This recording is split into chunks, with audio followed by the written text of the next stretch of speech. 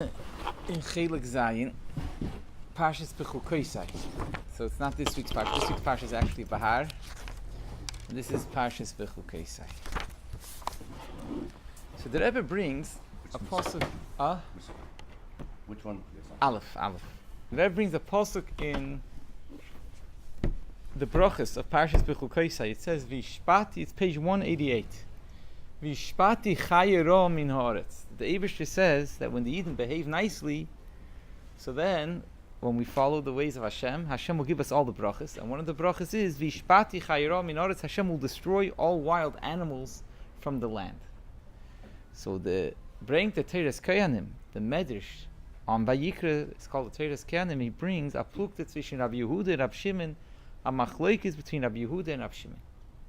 What does it mean Hashem will destroy wild animals?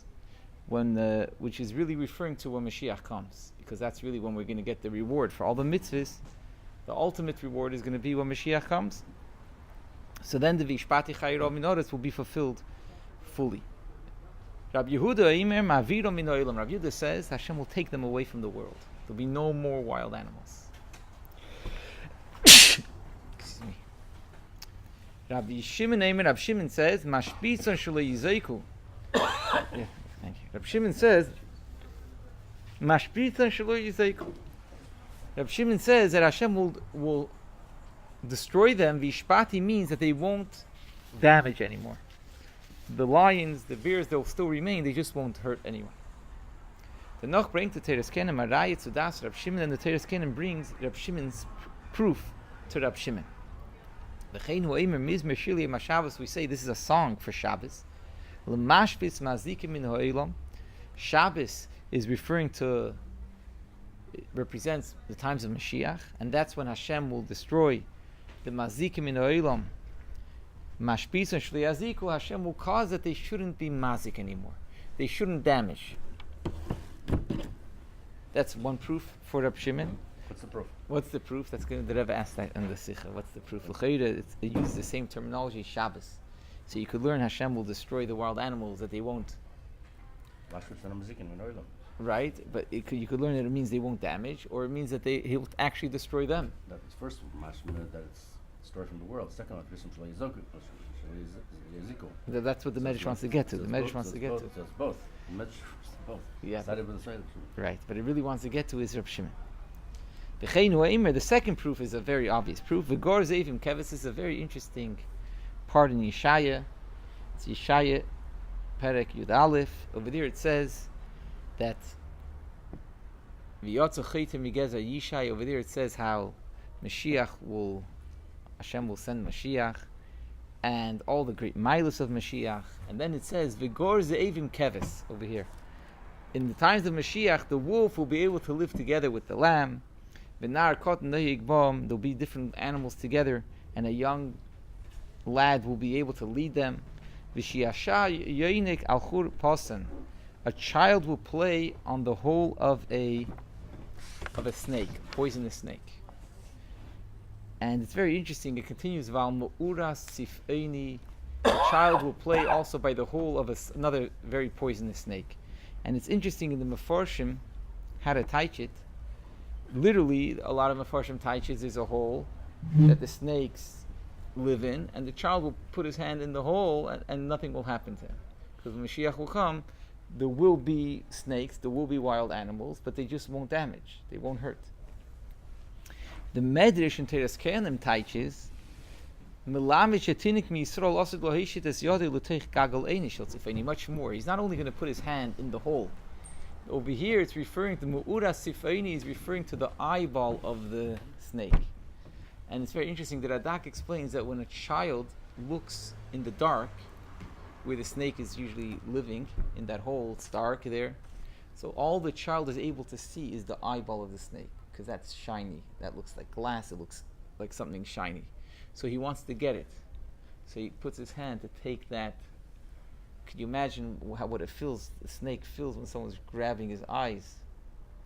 Doesn't feel too comfortable. And nevertheless, nothing's going to happen. To that extent is going to be when Mashiach comes, all the wild animals will just be living in peace. So this is a medrash that brings the machlokes Rabbi Yehuda and Rabbi Shimon. Are the wild animals actually going to be destroyed? Rabbi Yehuda says. Rabbi Shimon says no, they're not going to be destroyed. They're just not going to be wild anymore. They're not going to damage anymore. But they're still going to be animals.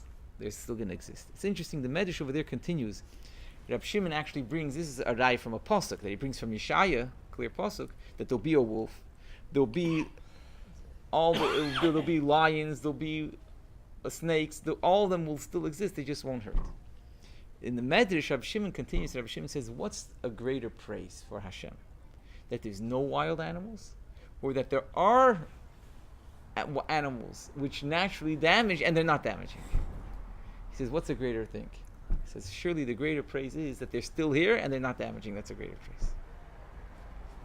The Rebbe in the Sicha brings the Rogatchover.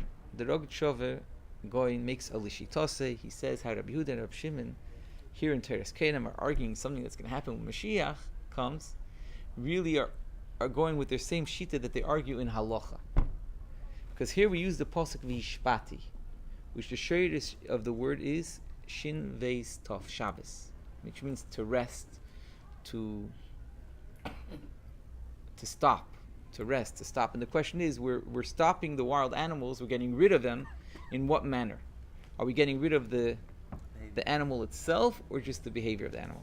We find by Chometz a very similar thing. By Chometz it says also, Tashpisu ser mibatechem. You should get rid of the Chometz from your house. It says Tashpisu. So over there, when we get rid of Chometz, is a machlokes between Rabbi Yehuda and Rabbi Shimon, and the Chachamim, which include Rabbi Shimon. Rabbi Yehuda says you burn the Chometz. And the Chachamim, including Rabbi Shimon, this Rabbi Shimon is Rabbi Shimon Bar Yochai. The Chachamim say, this is not it. The Chachamim say that all you have to do is break it up in small little pieces, and zeir l'ruach, or you put it into the yam. So the Rogatchover explains it's the same question. The question is, when the Torah says the word Shabbos, Shvisa, destroy something, does the Torah mean destroy the being itself, or does the Torah just mean to destroy its characteristics, he calls it Tzura or Etzem, the essence of it, or just its form, its more external characteristics. So over here, when the Torah says Vishpati Chayro, I'm going to get rid of these animals, Rabbi Yehuda says it's the thing itself, and Rabbi Shimon says no, it's just the characteristics.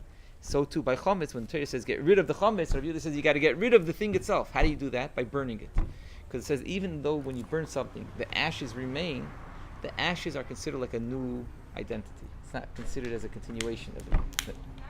And therefore, Rabbi Yehuda says you burn it, that's the way you get rid of the thing itself. Rabbi Shimon says no. What's food meant for? Food is meant to eat, to benefit from it. As long as you make it in a way that we can't benefit from it anymore, you took away its meaning, that's already enough. That's already considered enough that you destroyed it. That's the Rogatchover. The Rebbe goes on to explain how the machlekes goes l'shitosei by Shabbos. The halachas are that the melechas machsheves. When you do a malacha, you have to have a certain amount of intent. And there's a machlekes between Rabbi Yehuda and Rabbi Shimon. How much intent do you have to have when you do a malacha? If you do a malacha, she'ein tzircha l'gufa, you're doing a malacha, but I don't need the malacha itself. I'm doing this only for a side reason.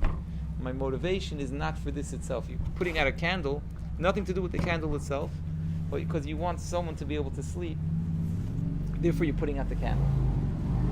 So over there is a machlokes between Rabbi Yehuda and Rabbi Shimon. Rabbi Yehuda says you're chayiv, and Rabbi Shimon says you're potter. So the Rebbe explains it's a very similar machlokes, because Rabbi Yehuda says, the Torah says Shabbos you have to rest. You have to rest from not only from the full malacha with its whole, all its characteristics, but the essence of the malacha also. As long as you're doing it, even though you don't have the full intention, it's already considered a malacha.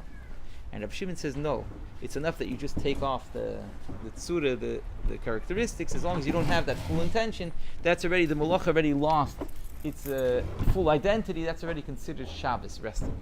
This is all the lomdus of the Sicha. And the Rebbe goes into a great deal of lomdus, and the Rebbe goes into the starke kasha of the Sicha is, how would Rabbi Yehuda answer Rabbi Shimon's question? It's a mafurish pasuk in Yeshaya that there will be wild animals when Moshiach comes. And the Rebbe goes on to explain the famous, the Rebbe over here goes on to explain that there's actually going to be 2 stages. And it's very interesting. The Rebbe depends the machlokes of Rabbi Yehuda and Rabbi Shimon and another machlokes in the Gemara between Rav Katina and Abaya. The Gemara says the world is 6,000 years. The first 1,000, the second 1,000, we know how each 1,000 corresponds to something else. In general, it's 2,000s and 2,000s and 2,000s, but in detail, each 1,000 corresponds to something else.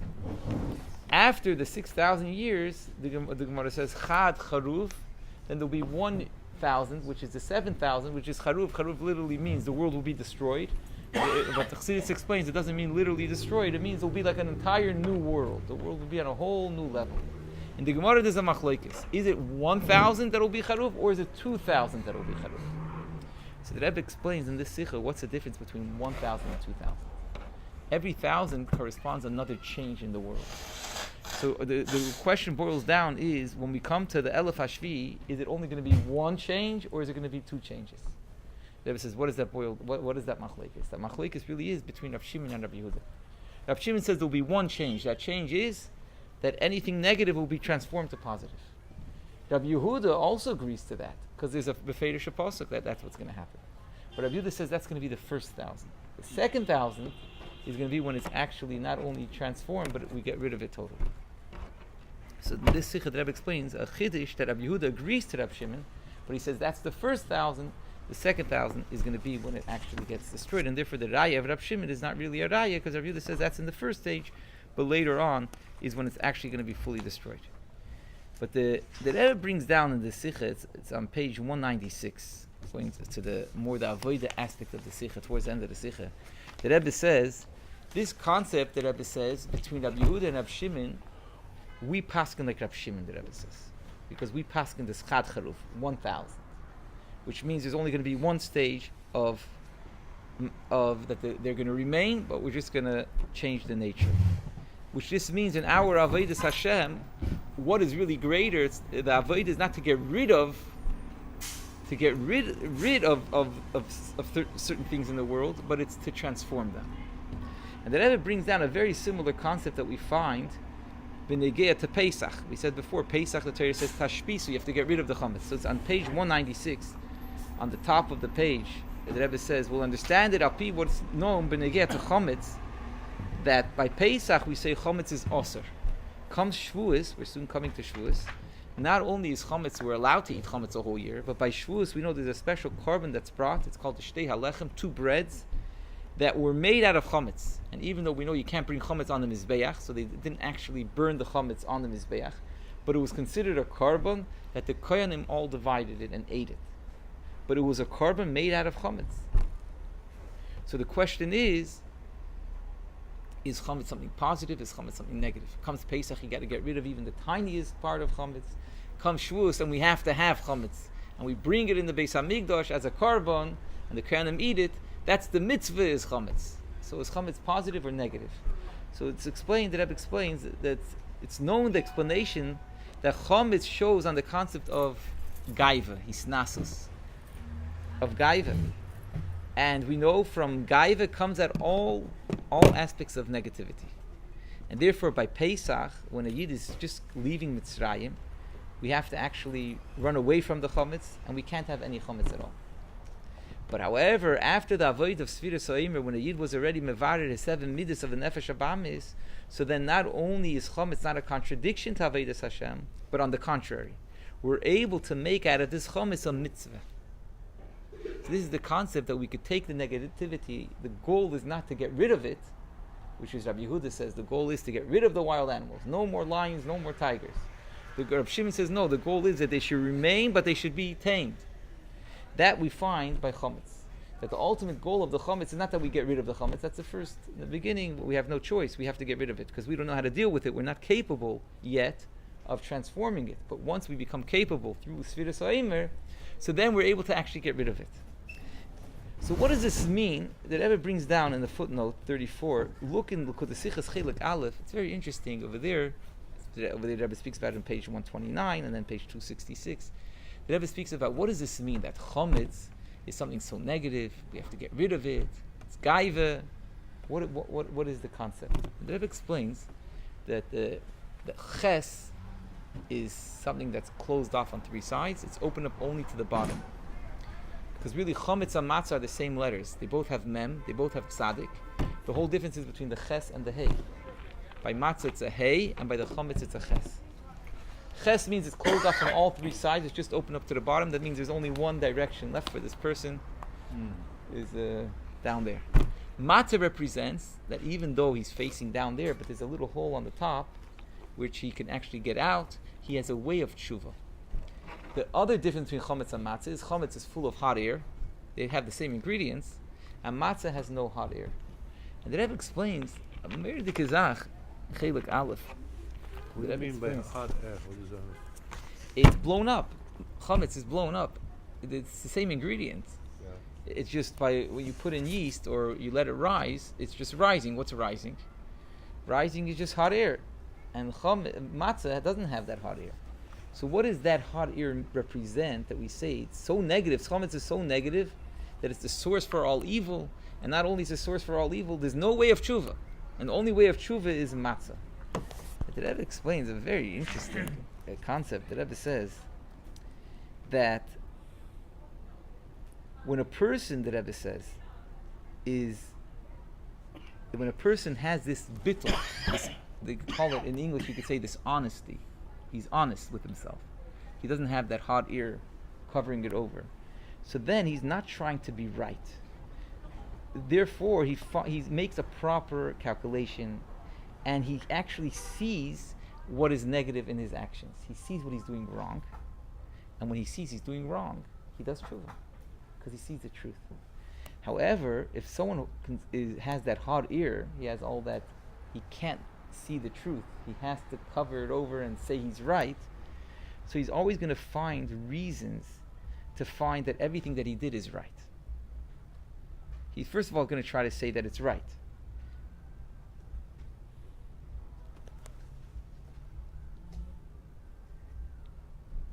And if he can't find that it's right, he'll find an excuse that it's not his fault. It wasn't my fault, it's because of this, because of that. In the end of the day, that's why the ches is covered from all sides. There's no way of tshuva. Because if a person does, if we don't realize that we did something wrong, or even if we did something wrong, we always have excuses why we could stay with it, so we're never going to get out of it. So the only way to get out of it is if the matzah. But matzah means we have to take out that hot air. It's the same ingredient. Just take off that hot air. We don't have to always be right. And then we're able to see the thing the way it is. And then there's a way out of tshuva. Because we're able to see that we did something wrong, and we're able to see that there's no excuses, and we have to change. That the Rebbe explains over here is the difference between chametz and matzah. The Rebbe brings down a very similar thing. Another thing is when it comes to doing something and you have to bend yourself a little bit. So also, if someone has chametz, he'll find excuses why not to bend himself.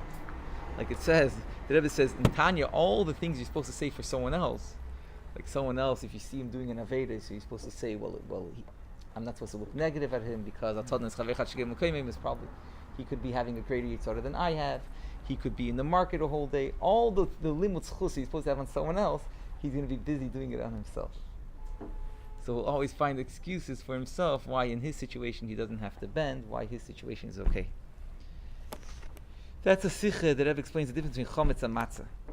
And then the Rebbe continues to say that that's why by Pesach we have to get rid of the chametz. If we want to change, we have to get rid of the chametz. If we're full of this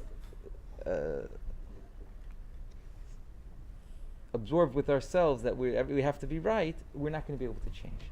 So what happens by Shavuos that we're able to transform this chametz into a mitzvah? What does this mean? So it means we're actually able to elevate our nefesh habahamis, and even elevate the things which are seemingly negative of the nefesh habahamis, like this concept of gaiva. We have the capability eventually. In the beginning we can't, but once we do tshuva and we get out of the negative, so then, and we work on ourselves, by Shavuos we have the capability, and it's a mitzvah actually to transform it. And that Rebbe brings back in Sicha Chelek the pasuk Vayigba libay bedarkei Hashem. I'm sure a lot of people heard of it. Vayigba libay bedarkei Hashem. What is the pasuk referring to? It literally means his heart was high in the ways of Hashem. That means there's a concept of having a high heart, gaiva, in the ways of Hashem. So this is a pasuk very interesting about Yehoshaphat. His father was a king, and his father didn't do too well in the spiritual sense. And Yehoshaphat came, and he was a king for the Yidden, and he went and he got rid of all the idols, and he went to do positive for the Yidden. And it says Hashem helped him, and the people respected him. And then it says Hashem gave him a lot of richness. Vayigba libe bedarkei Hashem. He lifted his heart in the ways of Hashem. So the simple translation is Vayigba libe bedarkei Hashem. Rashi teaches that he lifted his heart to a higher level. Where did he lift his heart to? To the ways of Hashem. I mean, he elevated himself. Where did he elevate himself? To go in the ways of Hashem. And not only himself, but he got everyone else to go in the ways of Hashem. However, the Rebbe brings in Ha'ara 37, Divrei Hayom, this is a pasuk in Divrei Hayom, the Rebbe continues. Re'ei reishis chachma, we read it inside. Ha'ara 37, it's on the right side, on the bottom. Shar ha'nevuah perek vav, the reishis chachma. I'm sorry, Shar ha'nova. Reishis chachma, the shar of being a onov. He goes on to explain how he's supposed to be a onov, beautiful explanations. And no matter how high a yid is, he's always supposed to realize that all is the strength of Hashem. He says, Arin, he brings down interesting things. The Eivish gave the Koyanim, and even Arin, the Avodah of taking away the leftover ashes. It's all to implement in Arin the concept of Anivas. That's why Hashem gave Arin also some lower jobs, because he should have this concept of Anivas. But he writes over there, in Shar HaNova itself, he writes, Yiyeh Yekor Ruach. A person has to know that he's precious. V'gva nefesh, and very high soul. But when it comes to spiritual concepts. And he explains that if a person is going to hold of himself very small, I'm such a onov, so how many mitzvahs do you do today? Very little. But you know what, for me, it was good. Such a small person did a few mitzvahs, very good. So when it comes to spiritual things, if a person is going to hold of himself very small, he's not going to get too far. So he says when it comes to spiritual things, we have to know we're very great, and we have a lot of capabilities, and Hashem has big demands from us. So he says a person is supposed to demand from himself. Me? How did I not do this? What did I do today? And demand, and push yourself to do much more. And this comes, the Rebbe quotes the Lashon, from being Yekar Ruach. And he brings this pasuk, like it says, Vayigba libe bedarkei Hashem. That means he learns the pasuk literally. Vayigba libe, he felt very big, pertaining to Darkei Hashem. When it comes to serving Hashem, there he tells himself, I'm very big. When it comes to Gashmias, do I have to have, this guy got a new car, so maybe I also have to have a new car? There he says, well, who am I? Who says I deserve the fanciest car? I'm happy with what I have. But when it comes to Darkei Hashem, when it comes to serving the Eibush there he says, what do you mean? I'm a chosid. How you talking? So this is the avoid already of taking this negative trait of hot air and utilizing it, taking the nefesh abamis. It's not just the nefesh abamis, but it says gaiva is the source of all the ra of the nefesh abamis. That's why with Pesach we have to get rid of it totally. But then once we get out of our ra, we're able to take this and utilize it for kedusha, and not grow through it.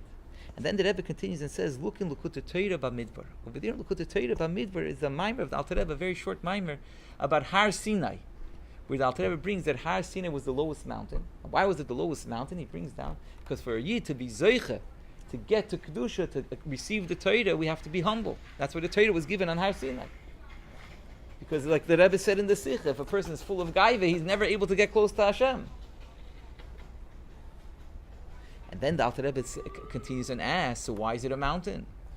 Famous question. If being low is the greatest thing, so why is it Har Sinai, a low mountain? It should be a valley.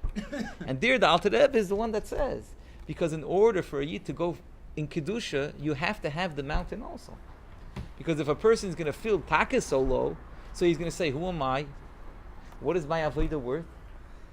So together with the anivas, to be honest with ourselves and be able to say, I don't have to be right. I could be making mistakes. I could get, I could be wrong. And realizing that we did wrong things, that comes from anivas, that comes from being humble. Otherwise, we'll never correct ourselves. But together with that, we also have to have the gaiva, as the Alter Rebbe says, the concept of har, which will give us the push. Like in Reishis Chacham, it says the push to do more. The Alter Rebbe says the push to do anything. Otherwise, the Yid is not going to have the push to do. And the Alter Rebbe says that's the concept of v'yosvu anovim b'avayah simcha. There's the in of anivis and the concept of simcha. Anivis comes from the concept of bittul, and the simcha comes from this concept of vayig ba'libay.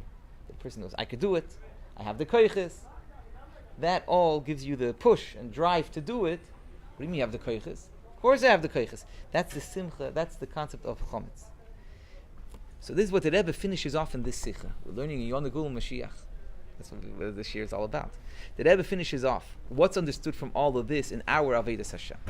All the revelations that are going to be when Mashiach comes, Alter Rebbe Tanya says, is through our Avodah now. So that's why our Avodah has to be similar to whatever is going to be when Mashiach comes. Being that we said, what's going to happen when Mashiach comes? The ultimate, we pass on the Reb Shimon, that's Reb Shimon Bar Yochai, that the ultimate is not just to get rid of the negativity. That's what Rabbi Yehuda says. The ultimate is get rid of the wild animals. The ultimate is to take these wild animals and transform them to be tamed animals, to Kedusha.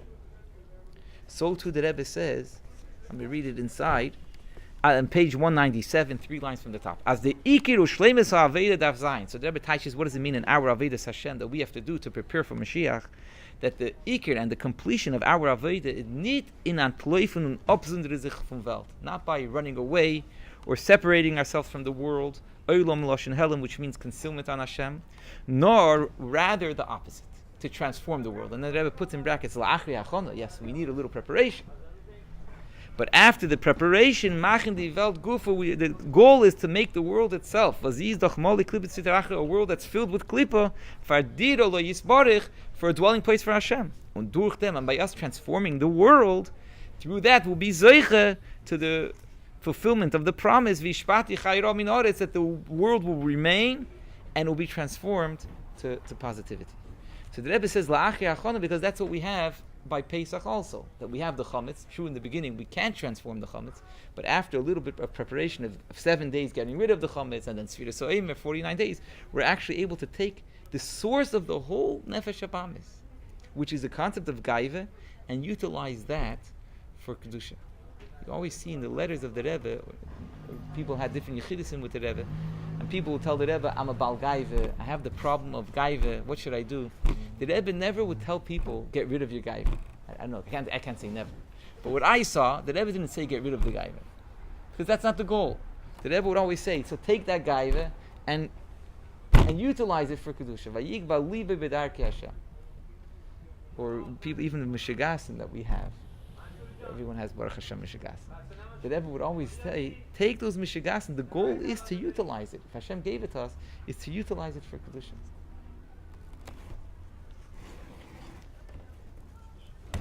Today's Pesach Sheni, we can't forget Pesach Sheni. Concept of tshuva. We had some connection over here. Pesach Sheni. Stuck in Fall. Yeah, can I make a mean for Maidiv? Anyone with? Hold on. Yeah, the name of the welcome Moshiach. It's done right away. Yeah, the name of There's no sushi for this. Yeah, the name of the Wait for it to finish.